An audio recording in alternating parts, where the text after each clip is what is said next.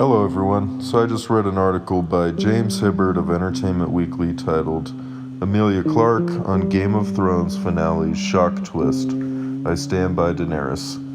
And this is just one of a couple recent examples of cast and crew defending Game of Thrones, which is fine. I would expect them to defend it. I harbor no ill will towards the cast and crew. It's dipshit and douchebag. Dumb and Dumber, whatever you want to call them, Dave and Dan, that shoulder all the blame for this terrible conclusion to such a great show. Most of the article is spent justifying Daenerys and her batshit crazy actions. And it says, was this ending Martin's original plan?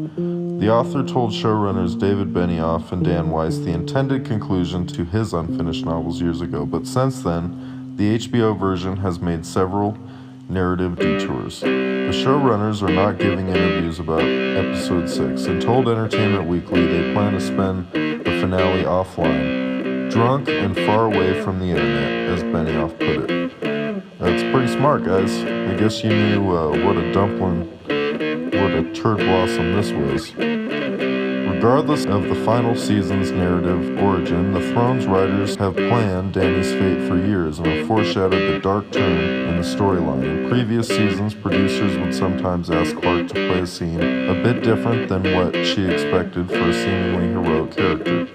There's a number of times I've been like, why are you giving me that note? Clarke says. So yes, this has made me look back at all those notes I've ever had. After episode 5, The Bells, the reaction to Dany's Mad Queen turn has been explosive and frequently negative. Some critics insist Daenerys doesn't have the capacity for such monumental evil, and the twist is an example of female characters being mishandled on the series. Female characters being mishandled? The people that think it's bad because it's become sexist are crazy. There have been plenty of male characters that were crazy. Others say Dany's unstable sociopathic tendencies were indeed established, but the final season moved too fast and flubbed its execution. You know, it was established that she was entitled. It was established that she would execute traitors, that she would execute slave owners, generally bad people who had crossed her, she would kill. All that was established. She was never Jon Snow.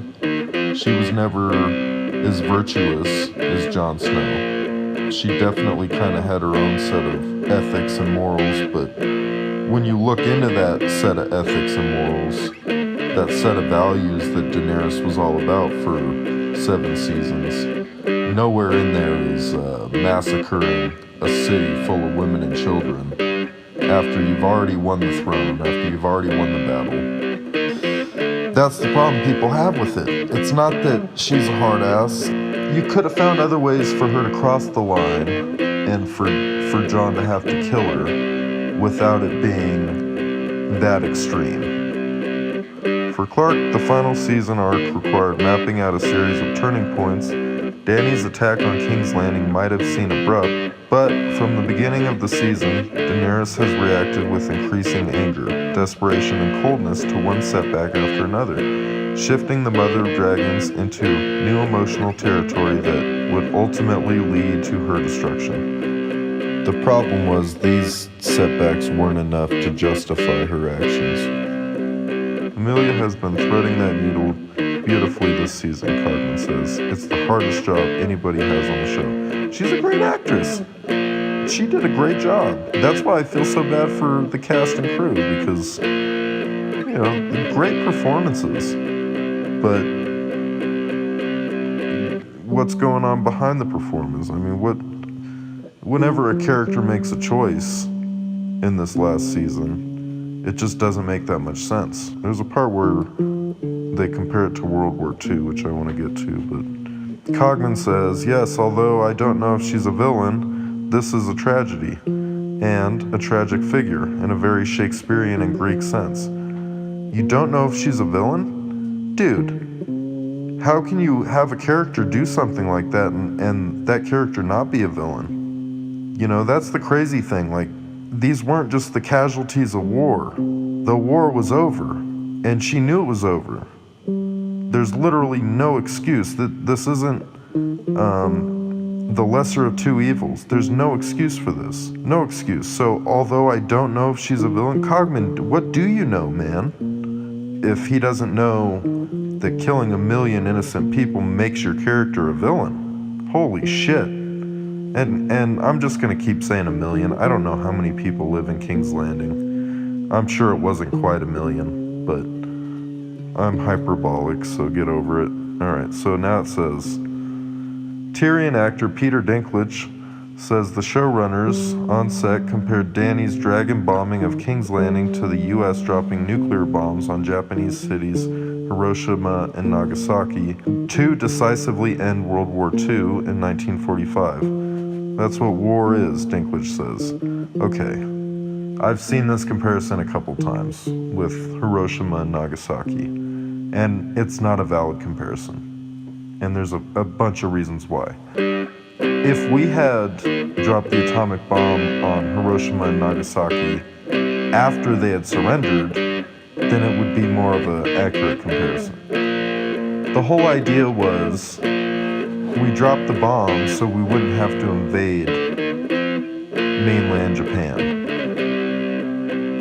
and potentially lose 500,000 or 1 million Marines trying to take Japan. That was the whole idea.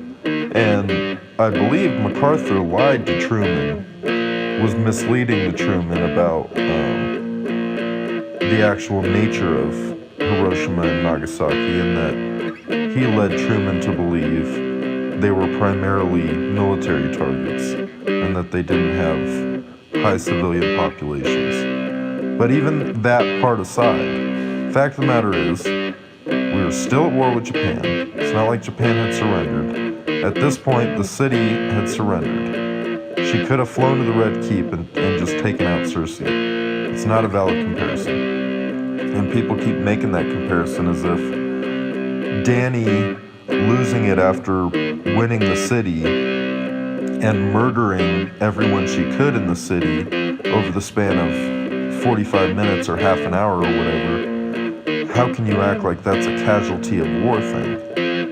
It was unnecessary. Do not compare that to World War II. You need to compare it to barbarian tribes in ancient times that would sack a city and kill everyone. Or the Romans who would sack a city and kill everyone and sell the women and children into slavery. Oftentimes. I know Caesar just would completely annihilate his enemies. But to compare it to World War II is not true, and it makes America look bad too. Like, what are you talking about? As if Hiroshima and Nagasaki were just Truman going mad and like, kill them all. That's not at all what happened. Stop making bullshit comparisons when you don't know what you're talking about. Okay, so Harrington adds he worries the final 2 episodes will be accused of being sexist, an ongoing criticism of Game of Thrones that has recently resurfaced, perhaps more pointedly than ever before. They let Arya kill the Night King. Do you really think they're sexist? Everything is sexist. Everything is fucking sexist and racist and homophobic and transphobic and everything is awful, right? I mean, the writing was awful, but sexist? I don't know about that. Anyway, so basically, I can understand why the actors in Emilia Clarke and Kit Harington are defending their work. I can totally understand that.